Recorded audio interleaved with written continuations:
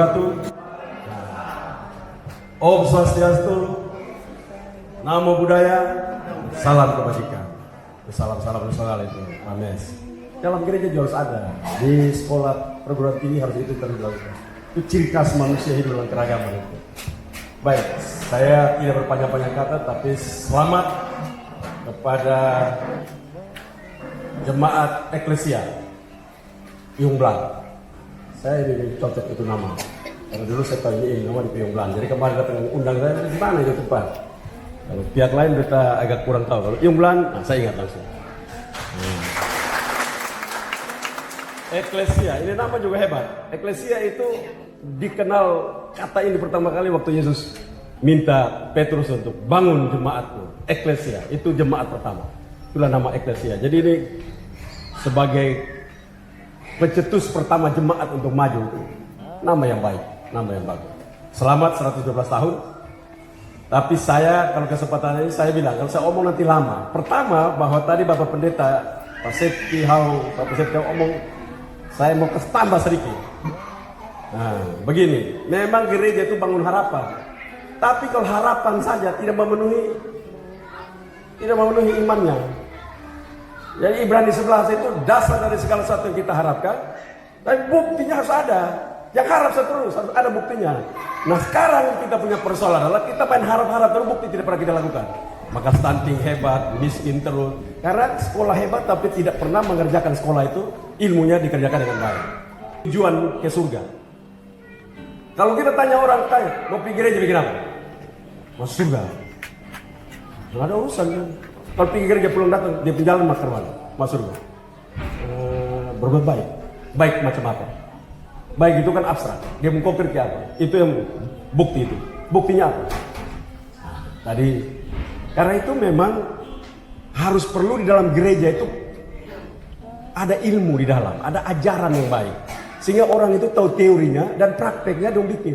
Supaya kalau kita mengerti, Paulus bilang hidup adalah Kristus, mati dan untung. Kalau untung ternyata kita tahu, kita ada untung ini. Cara berhitungnya pun kita tahu. Oh saya untung. Kalau mati sekarang saya untung.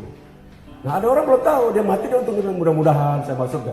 Ikut Yesus itu tidak bisa mudah-mudahan, pasti. Tapi pastinya harus hitungnya benar. Karena itu orang tanya, orang tanya Yesus, surga itu kayak apa? Kalau saya tanya sekarang, surga itu macam apa? Coba ada yang bisa kasih jawab, surga macam apa? Surga ke mana? Siapa yang suka surga? Lalu Yesus bilang surga itu seperti ini yang saya suka, yang ini surga. Matius 13:44. Surga seperti seseorang yang menemukan harta karun di ladang dan dia gembira hatinya, jual seluruh dia punya harta, dia beli ladang itu. Pertanyaan saya, apa harta karun? Apa harta karun? Harta karun itu harta tersembunyi, harta yang terpendam, harta yang tidak terlihat. Itulah surga. Sekarang saya mau tanya, yang ikut Yesus semua itu, kan pasti surga semua toh? Betul tidak? Kasih tunjuk saya, harta karun mana? Mana harta karunnya? Harta karun itu apa? Supaya kalau orang bilang, oh ini untung ini orang. Harta karun. Harta karun di dalam hidup Yesus itu adalah Yesus sendiri. Melayani Yesus sendiri. Matius 25:31-46. Di saat aku lapar, aku haus, aku telanjang, aku terpenjara, aku sakit, aku orang asing. Orang yang urus ini paling banyak. Biar dia punya uang habis, ini paling banyak, dia punya harta karun banyak sekali. Berlimpah hartanya. Nah model begini, orang model begini kalau berdoa kuasanya banyak. Ini masuk manusia model kayak begini. Kalau uangnya taruh di bank semua penuh, kau pegang buku bank, uang banyak, dia tidak ada kuasa kalau berdoa. Tapi kalau uangnya pindah datang di manusia kayak begini, ini orang jadi semua. Orang jadi sekolah, ke Pames, Pak Nikodemus tadi angkat, bawain orang pergi ke sekolah, senang datang, orang jadi orang semua. Itu udah bukan harta karun. Makanya tadi dia menghindar saya tidak bisa. Itu kau dan Tuhan Yesus. Bukan kau, bukan Tuhan Yesus saja. Itulah harta karun. Dan dia sudah tahu bahwa saya mati, saya untung. Karena saya bawa orang untuk melihat dunia, pengetahuan. Nah, ciri khas itulah disebut imago Dei. Citra Allah dalam diri manusia. Kita gambaran Allah. Apa gambaran kita? Hidung kau, muka kau, kaki kau, hidung pesek Tuhan, muka sama ke saya. Tidak. Gambaran Tuhan Yesus dalam diri kita adalah kita punya pengetahuan, logos, Itu bukan kata saya. Karena itu perlu orang pintar, perlu pendidikan. Bawa Bapak Mes, Bapak Diko, Demus bawa ke sana, membawa mereka untuk punya citra Allah dalam dirinya. Orang pintar. Yang kedua, pintar saya tidak cukup.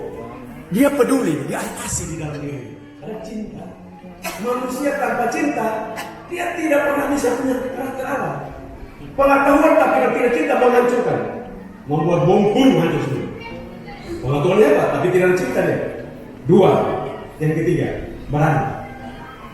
Ini tiga karakter dalam diri manusia yang dibilang dia ada karakter citra Allah dalam diri.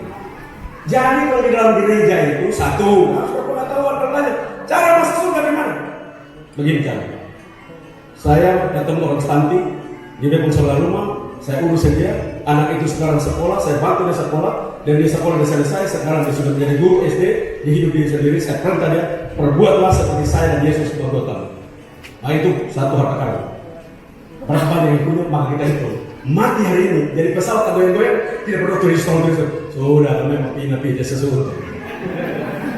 Tapi kalau kita tidak punya hitungan yang pasti, kita hanya menduga-duga apakah kita masuk atau tidak. Tapi kalau sekarang sudah tahu ini rumus, dengan kita bantu orang lain dan dia mandiri, maka kita punya harta karun, kita punya surga. Satu-satu jawaban adalah begitu mengurus Matius 25:31-36, maka kita bilang itulah orang-orang yang saya bawa surga saya padanya. Itulah harta karun saya. Terima kasih. Shalom. Selamat.